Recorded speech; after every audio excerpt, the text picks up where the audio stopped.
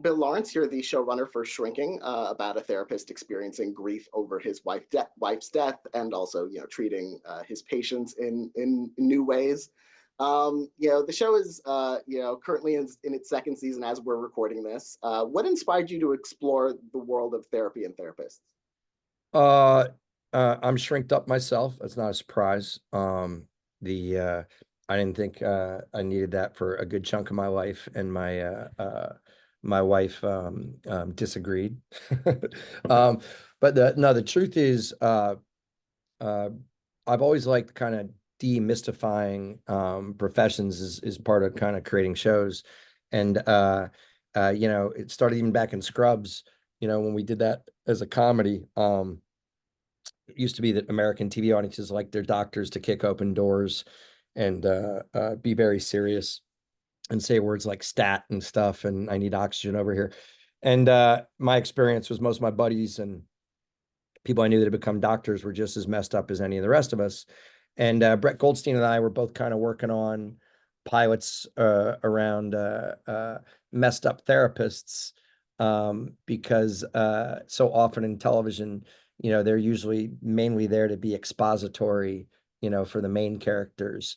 And we thought the world of people that were trying to help other people through kind of their mental ups and downs, but being screwed up themselves was kind of a fun world for a comedy.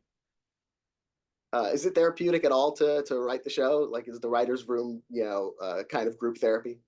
Look, man, writers' rooms are all therapeutic because, especially in comedy, um, I'm speaking for myself, but our rooms always kind of revolve around people being comfortable enough to make very, very painful admissions about who they are and what they say and what's happened to them.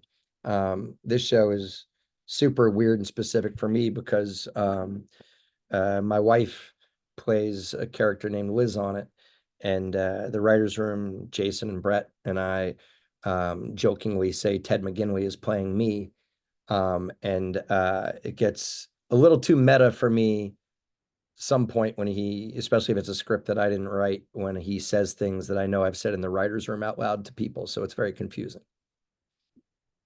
Now, as you mentioned, Brett Goldstein co-created the show, and in season two, you introduced him to the cast as the drunk driver who was responsible for the death of Jimmy's wife. Did you always plan on bringing him on board in this role? Like, how did that decision take place? No, man, I almost screwed it up.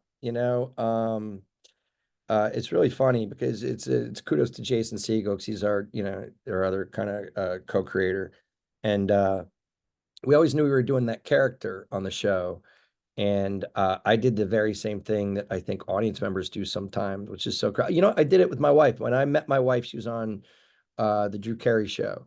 And I remember going, oh, it's gonna be cool going on a date with this woman. She's one of the guys and kind of a beer drinking, sports loving, and she was not that at all. And I made the same mistake with Brett, is when we came up with this character that we said in the writer's room, the second year of the show would only work if people felt tremendous empathy for this actor, even in light of what he had done. And in my head, Brett was still this bearded, gruff Roy Kent guy, and I didn't see it. And Jason Segel's like, dude, you're crazy. This is more like, this kind of sweet, sensitive soul is more like who Brett is in real life. And Brett, to his credit, was not lobbying for it, but Jason really lobbied hard, and it was an awesome decision. I think it made the year.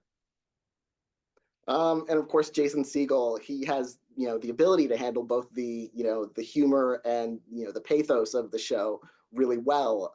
Does that free you up in the writer's room to, knowing that, your actors, him and the rest of the cast have that necessary range that they can really tackle that well-rounded tone that you have? Yeah, look, the without trying to sound pretentious, we talk about in the writers' room a lot this kind of tonal tightrope because a lot of my shows, they only work if you can veer from very big and comedy forward stuff, sometimes silly, sometimes banter driven comedy, and do kind of hairpin curves into pathos and drama and show, stories that have some emotional content. And it would be disingenuous to pat ourselves on the back as writers and say, and that's what we do. We can only do that because of the actors and actresses that play the comedy is real and are so talented that they can switch on a dime and kind of tug at your emotional heartstrings, even after they've just been doing something ridiculous the scene before. And Jason would be the first person to tell you it's not just him. It's Harrison Ford, it's Jessica Williams.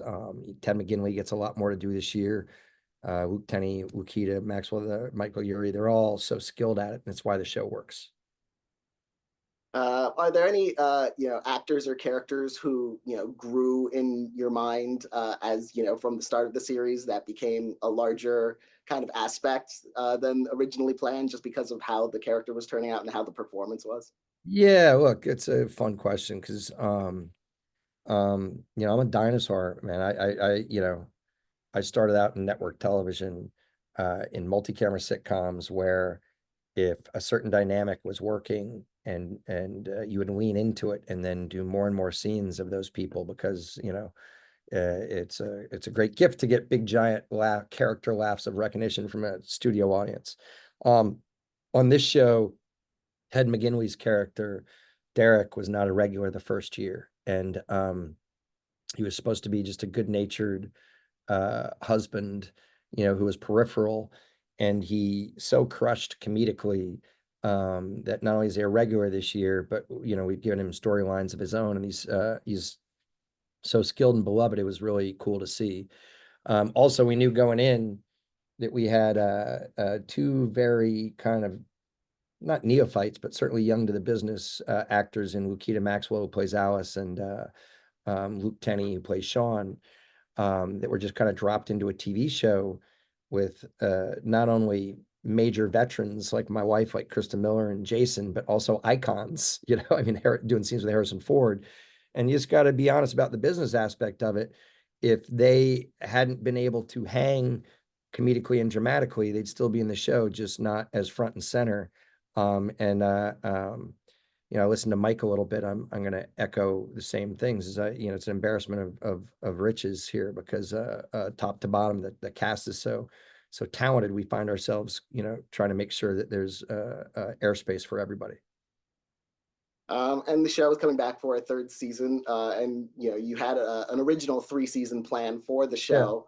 Are you still on track to end this particular story the way you had originally envisioned, or is there room for more? Like, where do you stand on that? Yeah, it's really interesting. I really kind of enjoy. Look, I've had such a fun. I didn't expect to have a career renaissance in my mid-50s. I'm super grateful for it. The most interesting thing has been when I've been pitching these streaming shows, I generally pitch a beginning, middle, and end. Here's how it starts, here's the middle season, and here's where we want to finish this story. But there is no greater gift than enjoying what you do and enjoying the people you're doing it with.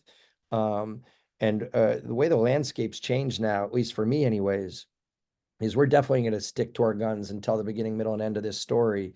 And if we're lucky enough to keep making it and everybody's into it and wants to keep working, I can come up, with this super talented writing staff, we'll come up with another 3-episode story for this gang.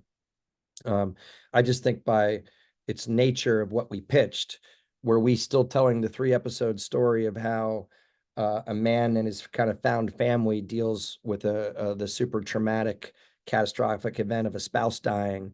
If in year 5 or 6 they were still talking about that and being sad about it, it would feel a little redundant.